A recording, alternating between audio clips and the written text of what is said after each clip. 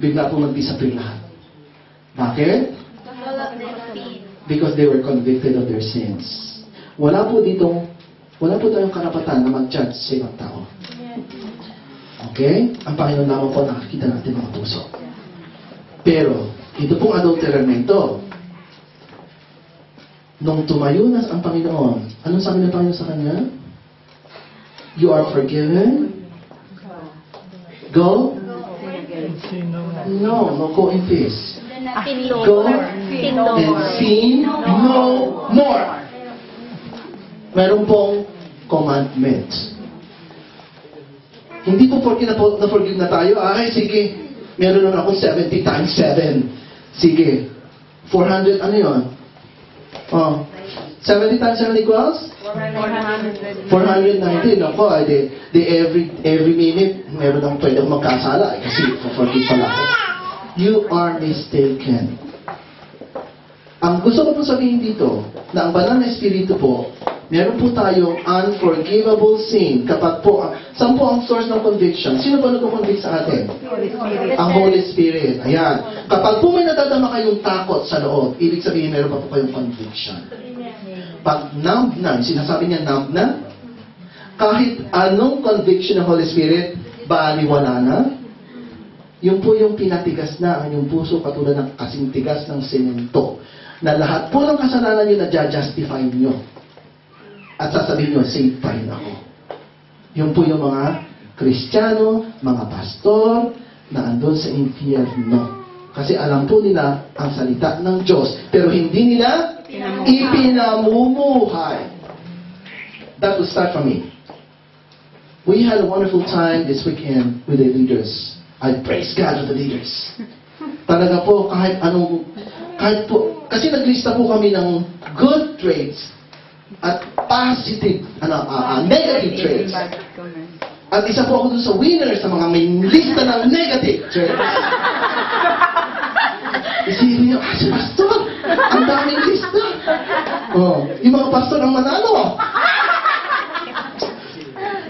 And alam niyo, ang sarap ng pakiramdam kasi kahit yung mga pastor, punong-puno ang lista ng negative.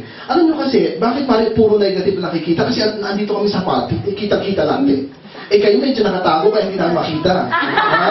Nakaupo lang kayo dyan. Dito. Dito. Konting simangon, si pastor, nakasulat doon. Si pastor, pagalit, kita sa mukha. Nangingiti ako pagalit ako, no? Di nyo nakalista doon, hanggang doon nakalista. Di ba nyo? Di wala kang tago, kita-kita kami, kayo nakaupo lang kayo dyan. Kaya kukunti ang nililista namin. Ayan. Pero praise God, ang masaya po ito. At hindi lamang po kami ang magsasaya kasi sa cell group po gagawin nyo din ito. Madidiscover din po ang inyong mga good traits at ang inyong mga bad traits. Pero, sa kabila po noon, na isang katutakang lista ng aming mga bad traits, mahal na mahal pa rin kami. Ang mga leaders. Kayo, yung mga members, mahal pa rin yung mga kami? Amen! Yung mga leaders, sabi nila, mahal pa rin nila kami. Okay.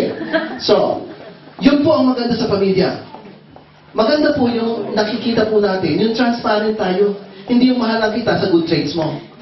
Mahalin mo rin ako dun sa past, di mo sa akin mga negative traits. Amen. And it doesn't mean naman na i-accept mo yon.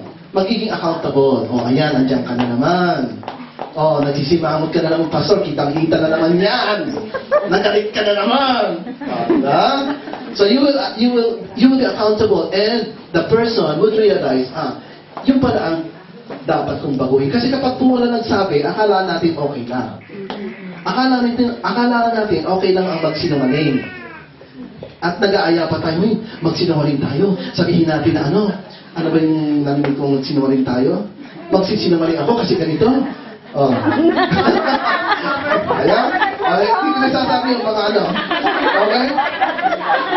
Sasabihin ko po sa inyo, wala pong white lie. Kapag yan po ay lie, yan po ay gray, red, black, lie din yan. So, kahit anong kulay niya. Okay?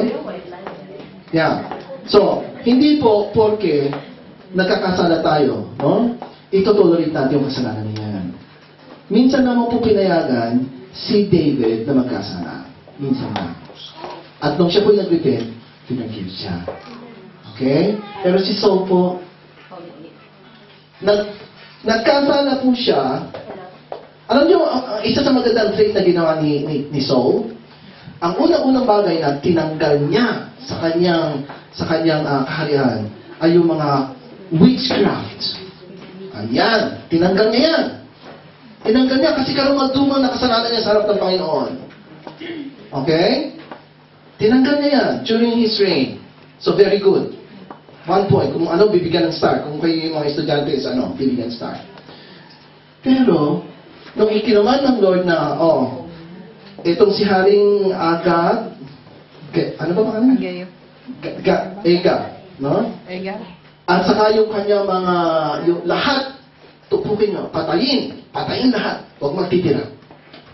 Kasi ganong katindi, ganong kasakol ang kasalanan nitong kingdom nito. So, gusto ng Panginoon na alisin, pawiin.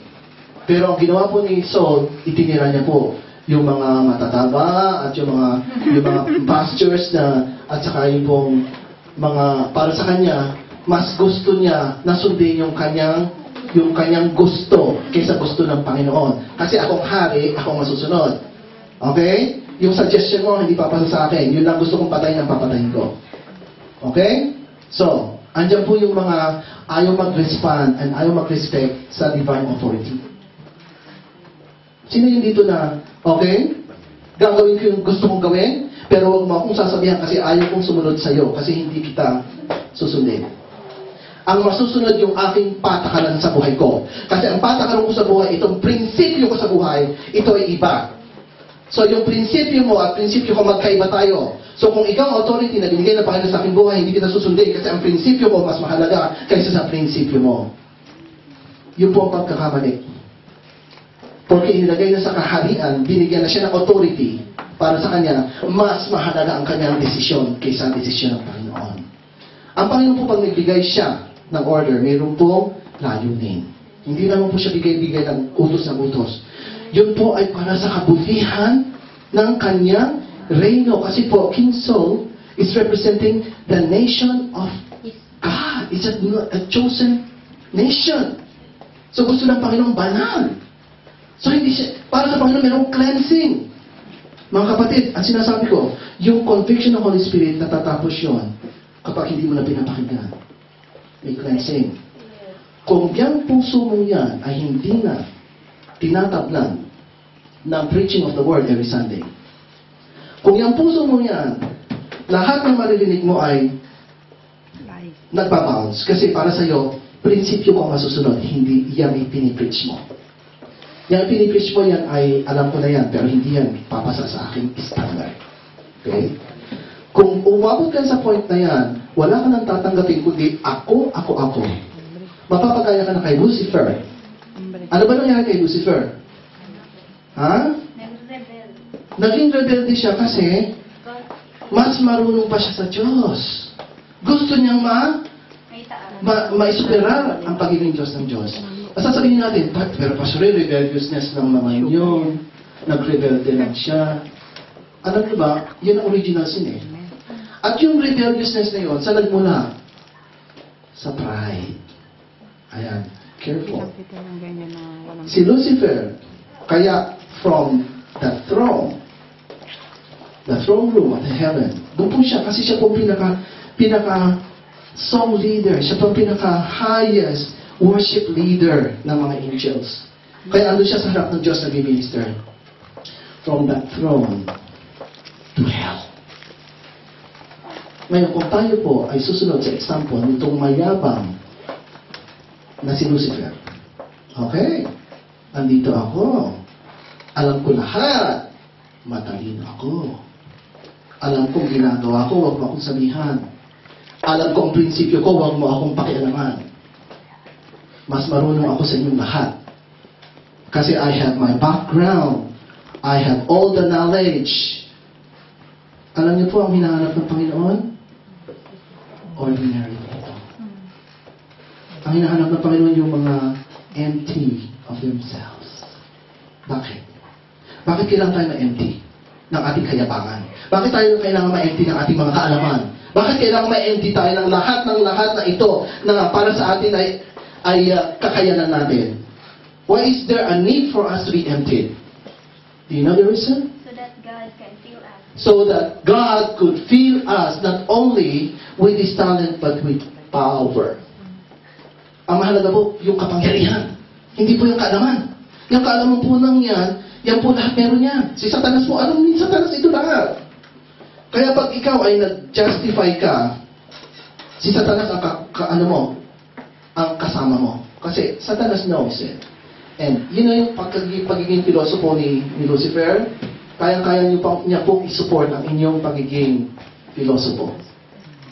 At isusupport mo niya yan. Sige, lumabang ka sa authority. Sige, huwag mong sundin ang sinasabi ng Bible. Sige, gawin mo yan. Kasi tama ka naman. Di ba? Nasa Bible naman. Ang ginagawa mo. Ayan. So, akala mo tamang ginagawa mo. So, you're blinded na slowly you are getting away from the truth. Sabi ng Panginoon, truth hurts. Kapag meron lumapit sa inyo at sinabihan kayo, kapatid, magbago ka. Yung ginagawa mo, hindi tama. Yung itinuturo mo, hindi mo ini-apply sa buhay mo. Magbago ka.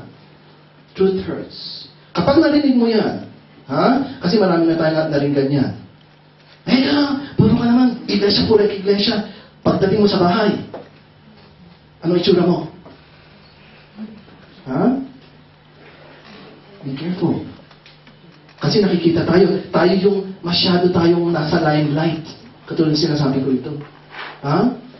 Nakikita tayo ng mga tao. Tayo lamang ang kanilang ikinokondem pag tayo nagkasala.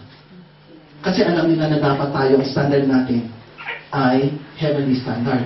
Kaya pag tayo nagkamali, ayan, pupunta ka dyan sa church na yan. Ay, naku, mga ganyan ang klaseng tao dyan. Bakit sila hindi pa? Sa kanila baliwala kasi alam nila na kasama nila yun. Pero kayo, alam nila na tayo tagalangit. Intindihan niya? Amen. So if we belong to heaven, then we should live and we should act as if we live in heaven. We are from the heavenly citizen. So doble cara na mga Kristiyano